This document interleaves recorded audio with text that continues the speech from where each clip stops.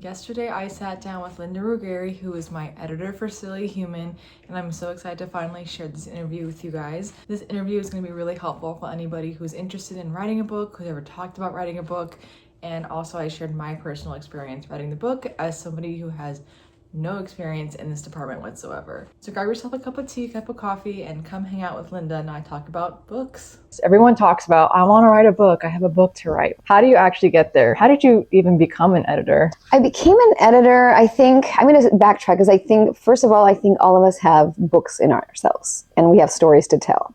And some of us just tell them faster or in a different way. And I think with your music, you're telling stories constantly. So this is just like another medium of telling a story. I wrote my first kind of romance novel, I think, if you will, or no, novella when I was like 9 for a friend of mine as a birthday gift when I was living in Argentina. Oh, wow. And I still have it and I still plan to turn it into a full-length book at some point. I always was paying a lot more attention to punctuation and to spelling and to grammar and to the rhythm of sentences and what worked and what sounded beautiful. I was living in Italy when I got a call from an Italian graphic design firm that designed books for the US market, that they needed a project manager to handle the communications between their Italian designers and their US clients. I started correcting, the Italian designers couldn't correct grammar or punctuation.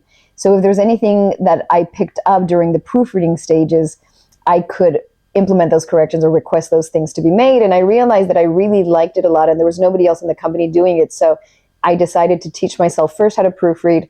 And then the next level up was how to copy edit. And that I found fascinating, which is correcting grammar, punctuation, style. And then I leveled it up probably a few years later because I was much more interested in crafting the story or helping writers craft the story that they were looking to tell. Because you said you started writing books, do you feel like you're changing gears all the time from being, are you more of a creative? Are you more of the business aspect? Are you a happy mix of both? I think I'm a happy mix of both. The advantage that I think I began as an editor and maybe as a writer with nothing published.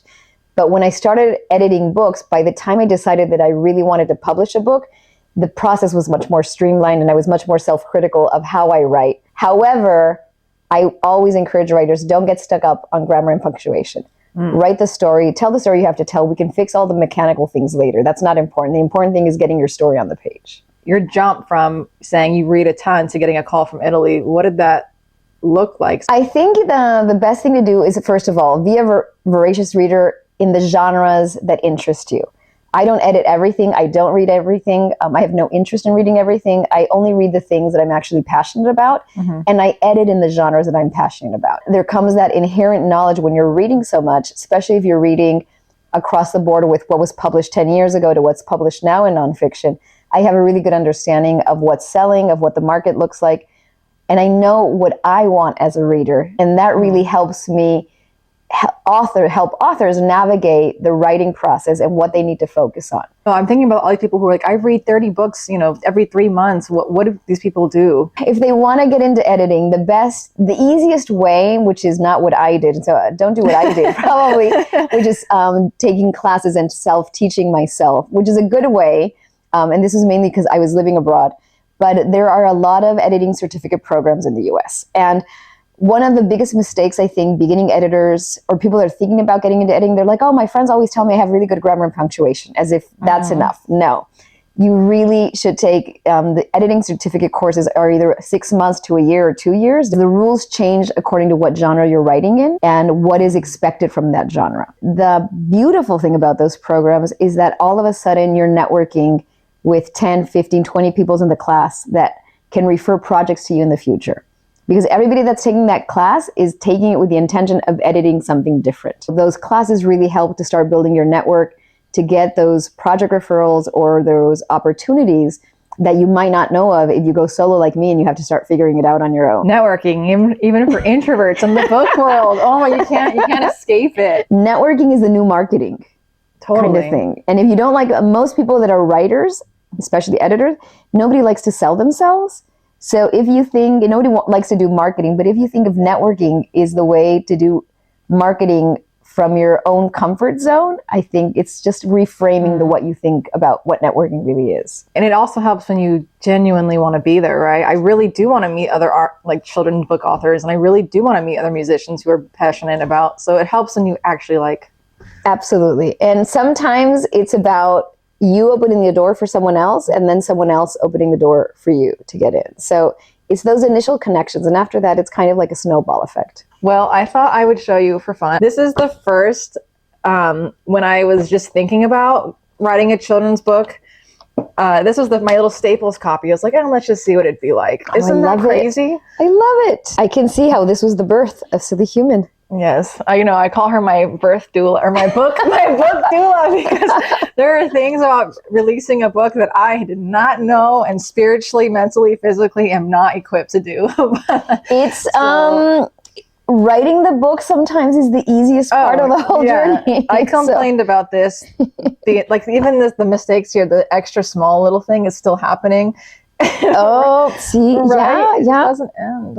If there is a follow-up book, which I think also there should be, you're just going to take all of everything that you've learned from that book into the next one, and you can only get better from here. So. Yeah, I guess we can discuss too what our biggest learning lessons from writing our first books were. So what I notice in working with first-time authors and also with my own book, don't sit with the idea in your head for too long. Just really put it onto paper, because unless it's in paper, nothing can be done with that. You can't edit it, you can't design it, and it doesn't have to be perfect. That's why we have drafts and versions. First draft is just to get the ideas on the page. The second draft is we're refining certain things. And when you're writing, after you've put the idea on the page, now it's time to think about specifically who is this book for? Who's actually buying the book? Now we're down to more specific of who the target audience is. It's children, and the second audience is the parents or the grandparents of those children that are going to buy the book. So the book has to be appealing to two audiences now. Once you know who you're writing for is what are they expecting from the book. So I've put my ideas down.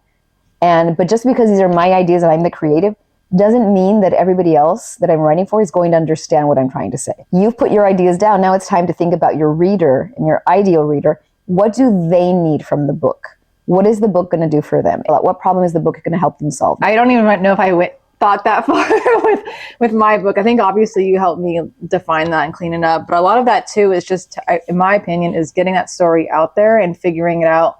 Having people read it. Your friends all love it. Your friends, oh, this is amazing, blah, blah, blah. But go out Yes, there, exactly. go to an open mic, go to a put it online, do something. And people who give you genuine feedback, super helpful. And who is really honest? Kids. So when I go and read it into the classroom and people are yawning, these kids are not interested, I'm like, got it. I know exactly my audience. I know exactly when they get bored. I know exactly what makes them laugh. Can you talk about something you mentioned to me after you were reading the book to kids, the first edition, was that at the end, you hadn't put the end at the end of the book. The words, the end. Correct. Even though to us as an adult, the end was very, very clear. Kids are very blunt. And so to me, this is obvious. The big, colorful page, we have a double, ta-da, like it's the obvious, they didn't get that. So when I turn the page, they're kind of just like, what happened? What? The new copy will have the end, because the kids really didn't get it. And they also really did not enjoy that these first 4 pages don't have words. This made them pretty upset. I had a lot of kids being like, where are the words? I'm like, you can't even read. Like, what? But that tells you the innate curiosity that children have. Yes. And they totally got it. To see them absolutely understand that the alien was popping out, because I had a lot of adults, I don't get it. Well, the kids got it. From 3rd grade to 4th grade, life-changing. 3rd grade was totally into it. And then 4th grade, well, especially nowadays, I feel. Oh, totally. And then, but separately, they're like, oh, he's so cute. Or, oh, the alien's fire, as the kids say. Exactly. So. I was just at a conference, the panelists were talking about children's books, and they were saying how middle grade boys, if the cover has any hint of girly things, colors, even though the story is an adventure story and it's made for them, they will not pick up the book because they don't want to be seen around the school with a book that might look slightly girly, which was fascinating to me and ridiculous at the same time. But those are the kind of things that we pay attention to when we're doing book covers or the back, or what the book buying behavior is. Yeah, it's the same in music. This is a girl song. What makes it? I'm so confused. Like, what makes this a girl song? The cover, like you were saying, trying to sell a cover and what makes a cover, marketable. Everybody loves this freaking alien. Parents love it. Moms love it because I thought I was moms, right? Yeah. Kids love it. Dads love it. I mean, everyone and their mother loves this alien, which is he's so universal. And I was surprised how well that has translated and resonated with fashion world. I'm marketing here. Music world, I'm marketing here. Social media, I know exactly who I'm marketing to. Alien, everyone. And one of the things I think that you've done really well is because of your experience, your creative work that you've done in music and in fashion, it was easy for you to translate what you wanted to say onto the page. So you started off, I remember, with just the designs first, and then you added the words, right? I was sitting on a couch, wrote the story. It was a poem. Wrote it in 6 minutes. Done. Very quick. Then I was like, well, let's put some drawings to it. And then that's when the illustration kind of started to happen. So I feel like, yes, I understand my words very well, and I understand how to get them across. But adding the pictures definitely was a whole other ballgame. Whole other drawing, yeah. Yes. One of the difficult things is there are people that like to draw on paper, and there are people that like to draw digitally. And with paper, when you're drawing on paper, all of those images have to be digitally scanned and corrected. And that can take a very long time, and it's costly. As much as I love watercolors and collages, if you're going to be doing a book like that, you need to think about, okay, how is this going to get digitized? Who's going to do it for me? Or if I'm going to do it, and what do I need to know from the technical aspect of it so that it can get onto the page, and any of the book producers out there or the platforms where the book is being sold can interpret correctly the images so they look like you want them to look. I can't even imagine with the colors, trying to get those colors across correctly. What was the experience like working with an editor? Because I think you didn't know that maybe you might need an editor for the book. You knew that you needed to get it produced and it needed to be out there, but what was that like? Life-saving. My gears were changing every 3 hours with this. This needs to be corrected here. Fix this. I don't like this word. The copyright here, the ISBN, the So having someone I could just be like, I really don't get this department, and I could just be like, she understands this way better than I could, was huge, because I really cannot do everything. I can, but I can't do it well. And there's some things I don't get to make mistakes or mess up on because I'm printing 100 copies of this for, it cost me almost $1,000 to get all these things printed. Yes. I can't mess that up. Kind of like my job is to really be like, don't worry about this. Like, this is not where your energy needs to be. It's not something that's going to produce these huge results, ISBNs, copyright pages. Like, you don't have to worry about that. You need to focus on the creative part, on getting your vision onto the page. And then someone else can take care of all the technical things that need to happen for the book to actually come to life and be out there. Exactly, because to me, doing margins and KDP and Ingram is the same part of my brain as taxes, and turns off my creative brain for the rest of the projects I have going on all day, and then makes me never want to write a book again. So you have to hire help, because for you, this will take a nice little basket of your energy, but for me, this would take my whole day. So hiring the editor, was just everything, because again, it was in good hands, and I could fully trust that, because there's a lot of questions you get asked in KDP and Ingram and Lulu, and is it publishing, is it global? I'm like, I just want it out. Every platform is different. Do you want to mention about why it was important to you to have it in Spanish? Originally, I wrote this poem in English. That's how it started, and then I went to draw it, and then I said, I have a book. Then I go to your event at the library, at the Napa Library, bring the book, and you said, if you have the opportunity to translate this, you should do it.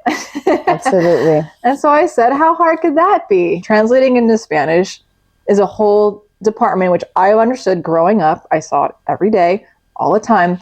But to translate a picture children's book was so difficult. And not only am I trying to just get the words across, I'm trying to get the feeling across, and sometimes there aren't words. First, I want to address that Spanish readers are the second largest group of readers in the US. There's a huge movement to having full immersion, dual immersion schools, and bringing Spanish, having it be more present in children's lives from a younger age. Being able to reach that market, I thought, was really important. This was not a long book to have translated, so it wasn't a difficult project per se. However, the nuances of Spanish in the US is that we have so many different types of Spanish that are spoken. and they're all correct. What do you choose? What kind of Spanish do you choose? Is there such thing as a neutral Spanish? When, again, talking about who's my target reader and who's my target audience is, if this is a book that's going to be read mostly in California or in the southern states where we have more of a presence of Mexican Spanish, can we incorporate more words that will resonate with that audience, that people will find familiar? If we were on the East Coast, it would be different. We'd be doing more Cuban Spanish or Puerto Rican Spanish or Dominican Spanish and Mexican Spanish too, but we try to find kind of like that sweet spot. Not everything the way we say it in English is the way we would say it in Spanish, of course. So being able to find the right words when you're translating, you're not doing a direct translation, you're not doing a literal translation, you're doing an interpretive translation, so that you can capture that meaning and that feeling and the ideas of what you were trying to say. I knew it was important to translate it into Spanish. I'm glad we did it because I imagine my family members reading the book in schools. Amazing. These kids are completely bilingual and they love when I read it in English first and then read it in Spanish second. I love seeing these little white kids speak perfect Spanish. It's amazing. Silly was an amazing challenge because there are six or seven different ways that we found to say silly in Spanish.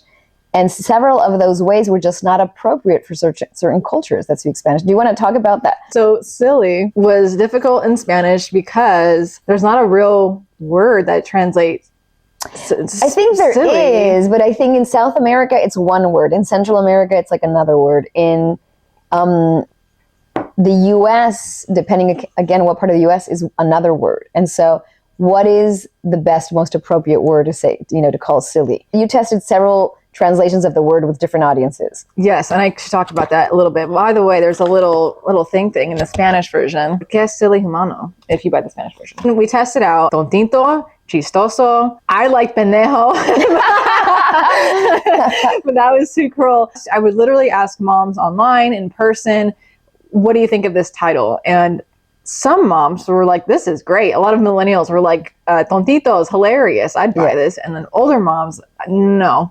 Yeah. And some people would say, if I called my sibling that, I'd be in huge trouble. And some people say, well, I call my sibling that every day. And it doesn't matter. Exactly. So that was too much of a risk. Chistoso. Payaso. Yes, which I didn't like that at all. Because also the word silly in this book is calling you kind of dumb, in a sweet way. Like you're being, in a cute way. Like, hey, self-awareness kind of. Yes, exactly. So chistoso wasn't, no one's, cracking up on the floor laughing. Yeah, exactly. That. Silly just seems to fit and everyone kind of gets it. And I think the other thing that we had talked about was, does it need to be translated?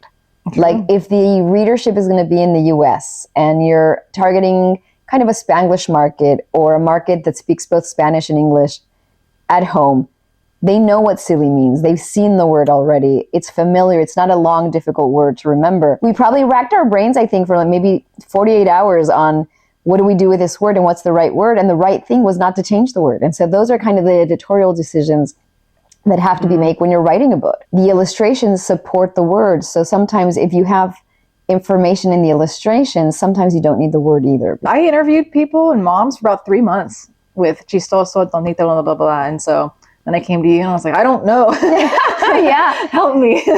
So that's how we got the Spanglish version of that. I wish I would have written a little more Spanglish. Maybe the next one if I do that. I'm very, very, very familiar with Spanglish, right? Yeah. I hear that more in my everyday life these days. And so that would have been fun, especially living in Napa. I mean, it's Spanglish it's everywhere. right? That might be the deluxe edition, Spanglish. Yeah, I would love that. That to me seems fun because you can really play around. Yeah, you can really play around with it. I've also realized through reading in schools that the book is very bedtime oriented because that's what I was doing with Hazel, was putting her down for a nap, reading her a story. So that's the rhythm of this book. Learning the rhythm also has been helpful because, again, in schools, if they come back from PE and they're all like, it's going to be going to be a tough go. So I always state now it's a slower book. It's great for pre-K to third. And the book is about slowing down. It is. That is what the book is about. It's about taking a step back and just awareness and mindfulness and paying attention to everything that's around you. So I want to bring up there what you were saying about the rhythm, because that's important in editing. And if you're going to be working with an editor, is be able to say that, like, this is about, and you were very clear to me when you were talking about the book that this is about dropping the screens and really paying attention to the things that bring value in your life and that are going to be there in the long run.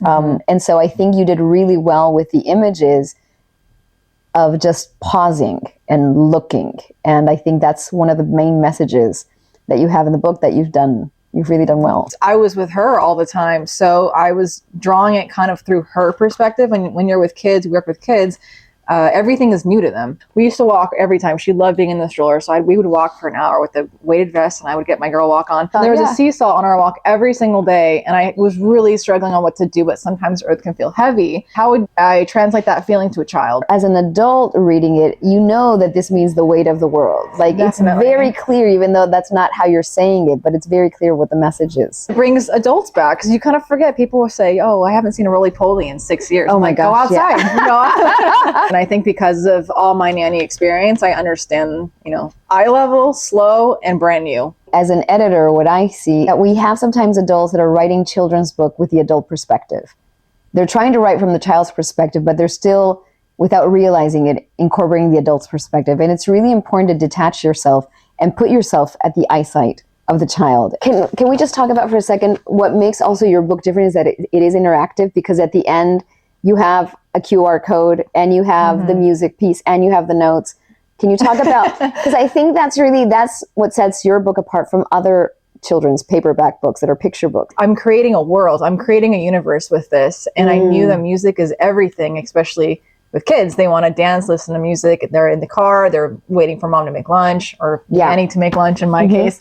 So there's always music playing. So that I really wanted to create a whole universe where a kid or even adult can really just feel like they hopped in this book and they were one of Violet and Rocket's friends. The Song of Silly Human was created to be a little bit of Puff the Magic Dragon and Dragon Tales. I don't know if you remember Dragon Tales. Yes, absolutely. Yes, because I really wanted this book to be kind of a slower granola mom. That's my audience. A slower book where right now the TV is just so fast and these kids are getting bored so quick. It's not super produced. It's organic, I would say. There's a guitar in there. There's a little bass in there. There's a little bit of synths that kind of play on the alien. And then they can listen to it 50,000 times if they want to, which is... And so I made it annoying, but not super annoying. Where catchy, let's call it catchy. Not annoying, but... Think of Baby Shark, right? It's the same verse over and over and over and over. So I was like, well, I can do that. That's what works. Yeah, I can change it a little bit, but the instrumentation isn't so annoying where mom's like, I can't listen to this 400 times. The book has a whole song to it that I recorded and wrote and everything to kind of just give even more. And then you decided that one of the things that you wanted to do was to make this a bigger package.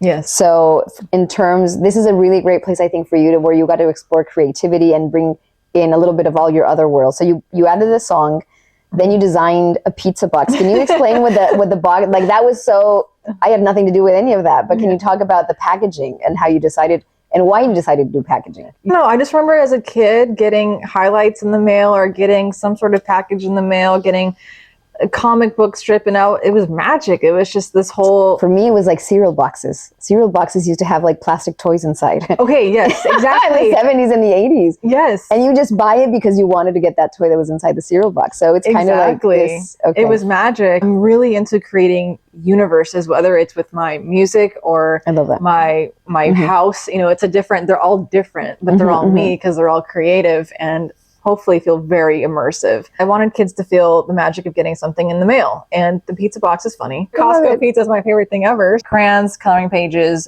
books, stickers, and a personalized note. I did have the glow-in-the-dark stars. You remember those from the 90s? Yes. And then I thought choking hazard. The first 10 boxes have moons, big stars. Lucky you guys. But the rest do not have them. I feel like this is just cool. This comes in the mail. This is for your kiddo. They can draw on it. Again, I'm just kind of surprised how universal this is. But everyone likes an alien and everyone likes pizza. So you can order the box with like the English version or the Spanish version or both versions? Yeah, all of it. So you would click on my website, you would say, I want English, I want Spanish, I want both. This is a one-off, actually. The plushie was made by my best friend, Krista. Yes, I can sew, but she's way better at this stuff. So again, it's handing it off to someone who's going to do a better job. The plushie goes to schools with me, and kids love this plushie. I have videos of kids just squeezing him and just hugging him and just loving his cape and all of that. And because of bringing the plushie, one kid, when we were sitting at my desk, one of the kids was like, oh, he moved. I was like, oh, interesting. Y'all want a puppet show. I'm working on making Silly Human a puppet show. So there's a version of him in my garage right now that is unstuffed. It's very scary, so I'm not going to bring it out here. But I love he'll it. be created into a puppet. Kids, of course, want plushies. Maybe that's a project I will Take on in the future. take on. But yes, he's super cute. No, you've done an excellent job. Parents alike or grandparents and kids would love the book. So I'm excited. I'm excited for my Latina moms to know about it and to share it with them. It needs to be in every library, in every elementary school Help or me. kindergarten. Again, if you're someone like me who has no idea how to write a book, I just got the book on paper and then found an editor that I trusted. So anyone can do it. Seriously, as someone who has no experience in this department, I can officially say that I'm a published author and illustrator. So thank you so much for being here. Yay, thank you. Thank you for having me. Larry. Absolutely. This is great. Are you under